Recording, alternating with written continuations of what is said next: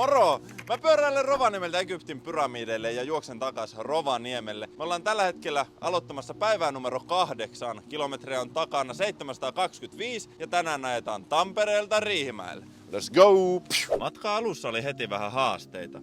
Tukitiimi on 15 kilometrin päässä ottamassa mua sovitulla paikalle. Mulla alkoi kramppaa aivan käsittämättömän paljon. Mä en pysty jatkaa yhtä. Joka ikinen polkaisu sattuu. Nyt pitää ottaa tolosen tulemista tähän ja saa vähän magnesiumia ja suolaa naamaan.